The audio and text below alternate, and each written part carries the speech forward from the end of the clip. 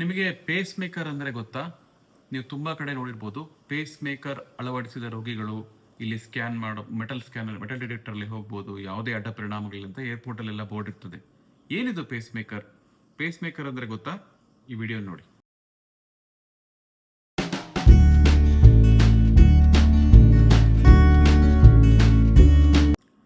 ನಮಸ್ಕಾರ, ನಾನು ಡಾಕ್ಟರ್ ಶ್ರೀವತ್ಸ ನಾಡಿಗ್ ಅಂತ.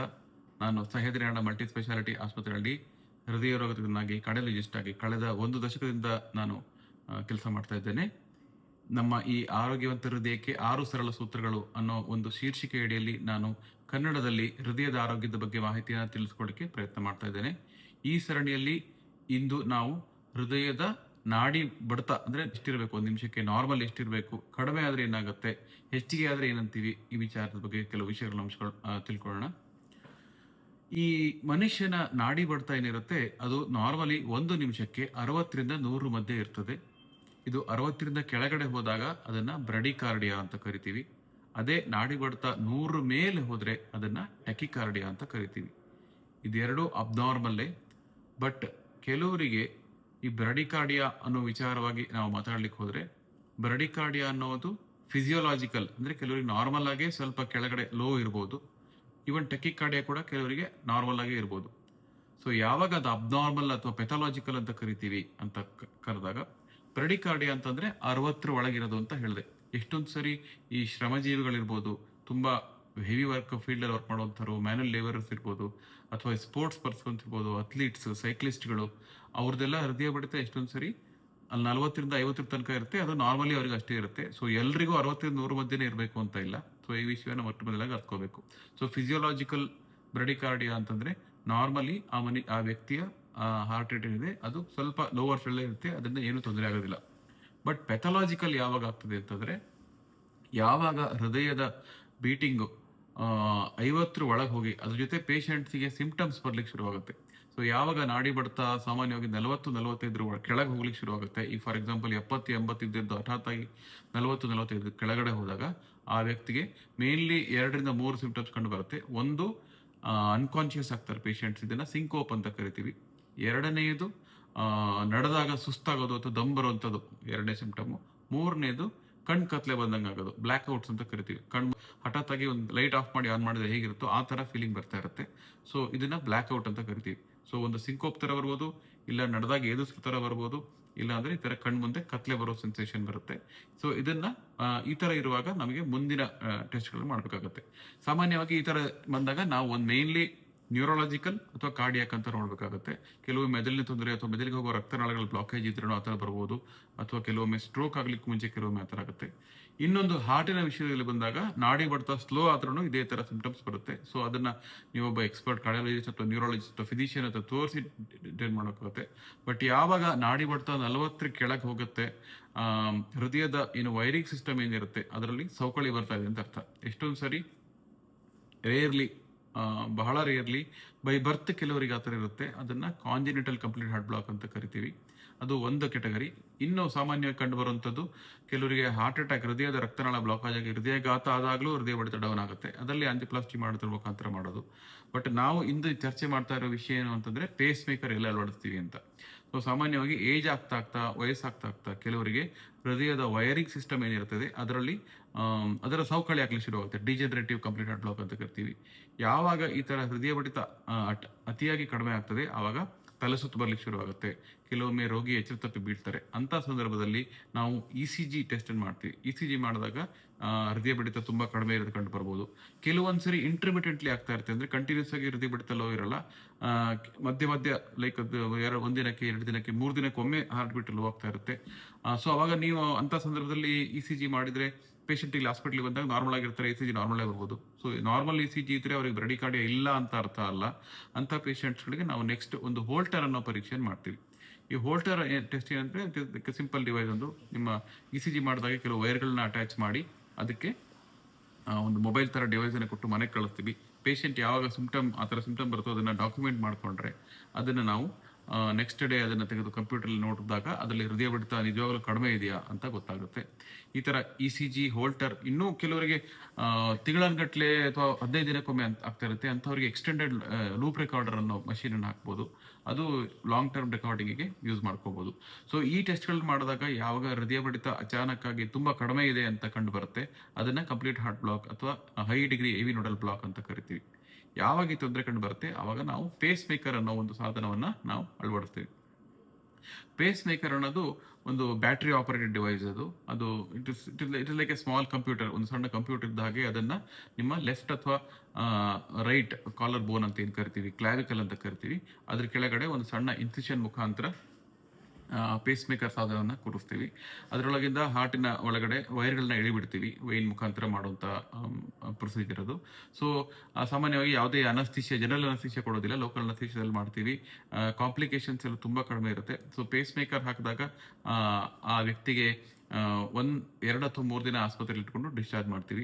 ಸಾಮಾನ್ಯವಾಗಿ ಪೇಸ್ ಮೇಕರ್ ಆದ ನಂತರ ಸುಮಾರು ಒಂದು 15 ದಿನ ತನಕ ಆ ಮಾಡಿದ ಕೈ, ಫಾರ್ ಎಕ್ಸಾಂಪಲ್ ಲೆಫ್ಟ್ ಸೈಡ್ ಮಾಡಿದ್ರೆ ಲೆಫ್ಟ್ ಕೈ ಆಗ್ಬೋದು, ಅಥವಾ ಬಲಗೈ ಮಾಡಿದ್ರೆ ಬಲಗೈ ಭಾರಯುತವಾದ ಅಂತ ಹೇಳ್ತೀವಿ. ಆಮೇಲೆ ಆ ಕೈಯಲ್ಲಿ ಎಸ್ಪೆಷಲಿ ಇನ್ಫೆಕ್ಷನ್ ಆಗದೆ ಇರೋ ಹಾಗೆ ಆ ಭಾಗನ ನೋಡ್ಕೋಬೇಕು, ನೀಟಾಗಿ ನೋಡ್ಕೋಬೇಕು. ಒಂದು ಗಾಯ ಒಣಗೋವರೆಗೆ, ಸೂಚರ್ಸ್ ಎಲ್ಲ ಕ್ಲಿಯರ್ ಆಗೋವರೆಗೂ ಸುಮಾರು 15 ದಿನ, 1 ತಿಂಗಳ ತನಕ ಅದರಲ್ಲಿ ನೀವು ಒದ್ದೆ ಆಗದೆ ಇರೋ ಹಾಗೆ ಆ ಭಾಗನ ಡ್ರೈ ಇಟ್ಕೊಳ್ಳುವಂಥದ್ದು ಮುಖ್ಯವಾಗಿರುತ್ತೆ. ಸೊ ಅದನ್ನ ಬಿಟ್ಟರೆ ಸಾಮಾನ್ಯವಾಗಿ ಪೇಸ್ ಮೇಕರ್ ಅನ್ನೋದು ತುಂಬಾ ಸೇಫ್ ಸಾಧನ. ಅದರಿಂದ ಯಾವುದೇ ರೀತಿ ಅಡ್ಡ ಪರಿಣಾಮಗಳು, ಸೈಡ್ ಎಫೆಕ್ಟ್ಸ್ ಆಗೋ ಚಾನ್ಸಸ್ ತುಂಬಾ ಕಡಿಮೆ. ಬಟ್ ರೇರ್ಲಿ ಆ ಪೇಸ್ ಮೇಕರ್ ಅನ್ನೋ ಸಾಧನ ನಾವು ಲಂಗ್ಸ್ ಪಕ್ಕದ ವೈನನ್ನೇ ನಾವು ಎಂಟ್ರಿ ಮಾಡಿ ಅಲ್ಲಿ ವೈರ್ ಹಾಕ್ತಾ ಇರ್ತೀವಿ. ಕೆಲವರಿಗೆ ಇನ್ಅಡ್ವರ್ಟೆಂಟ್ಲಿ ವೈನ್ ಬದಲಿಗೆ ಲಂಗ್ ಪಂಚರ್ ಆದರೆ ನ್ಯೂಮೋಥೊರಾಕ್ಸ್ ಅಂತ ಆಗ್ಬೋದು, ಬಹಳ ರೇರ್ ಕಾಂಪ್ಲಿಕೇಶನ್ ಅದು. ಅಥವಾ ಕೆಲವೊಮ್ಮೆ ಆ ಪೇಸ್ ಮೇಕರ್ ಲೀಡು ಹಾರ್ಟನ್ನು ಪೆನೆಟ್ರೇಟ್ ಮಾಡುತ್ತೆ, ಪರ್ಫೋರೇಷನ್ ಅಂತೆಲ್ಲ ಮಾಡುತ್ತೆ. ಅದೆಲ್ಲ ಲೈಕ್ 10,000 ಒಬ್ಬರಿಗೆ ಆ ಥರ ಆಗೋ ಕಾಂಪ್ಲಿಕೇಶನ್. ಸಾಮಾನ್ಯವಾಗಿ ಪೇಸ್ ಮೇಕರ್ ಚಿಕಿತ್ಸೆಯಲ್ಲಿ ಯಾವುದೇ ರೀತಿ ಅಡ್ಡ ಪರಿಣಾಮಗಳಿರೋದಿಲ್ಲ. ಬಟ್ ಆ ಪೇಸ್ ಮೇಕರ್ ಹಾಕಿದ ನಂತರ ಎಷ್ಟೊಂದು ಸರಿ ಹೇಳಿದ್ರೆ ಮುಗಿತು ಅನ್ಕೊಂಡ್ಬಿಡ್ತಾರೆ. ಬಟ್ ಅದೊಂದು battery operate device, like any battery operate device. ನೀವು ಆ ಬ್ಯಾಟ್ರಿ ಲಾಂಜಿವಿಟಿ ಚೆಕ್ ಮಾಡ್ತಾ ಇರಬೇಕಾಗುತ್ತೆ. ಅಂದಾಜು ಸುಮಾರು ಪೇಸ್ ಮೇಕರ್ಗಳು 8, 10, 15 ವರ್ಷ ತನಕ ಬರ್ತವೆ. ಅವ್ರವ್ರ ಇಂಡಿವಿಜುವಲ್ ರಿಕ್ವೈರ್ಮೆಂಟ್ ಮೇಲೆ ಡಿಪೆಂಡ್ ಆಗುತ್ತೆ, ಪೇಸ್ ಮೇಕರ್ ಪ್ಯಾರಾಮೀಟರ್ ಮೇಲೆ ಡಿಪೆಂಡ್ ಆಗುತ್ತೆ.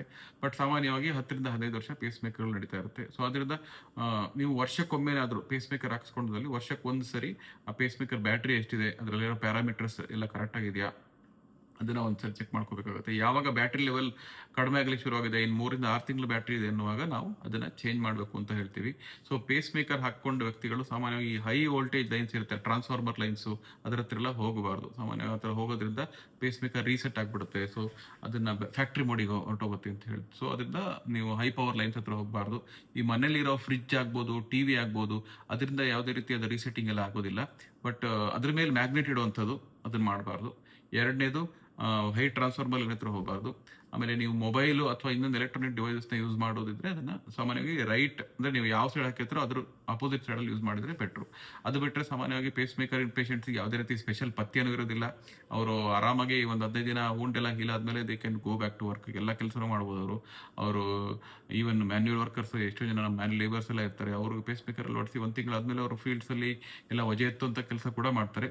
ಸೊ ಪೇಸ್ ಮೇಕರ್ ಅನ್ನೋದು ತುಂಬಾ ಒಂದು ಸೇಫ್ ಮತ್ತೆ ಎಫೆಕ್ಟಿವ್ ಟ್ರೀಟ್ಮೆಂಟ್.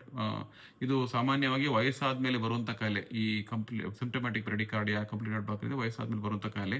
ಇದು ದಯವಿಟ್ಟು ಇದು ಹಾರ್ಟ್ ಅಟ್ಯಾಕ್ ಅಂತ ಕನ್ಫ್ಯೂಸ್ ಮಾಡ್ಕೊಬೇಡಿ. ಹಾರ್ಟ್ ಅಟ್ಯಾಕ್ ಅನ್ನೋದು ಅದು ಬೇರೆ ಕ್ಯಾಟಗರಿ, ಅದು ಹೃದಯದ ರಕ್ತನಾಳಗಳಲ್ಲಿ ಬರುವಂತ ಪ್ರಾಬ್ಲಮ್.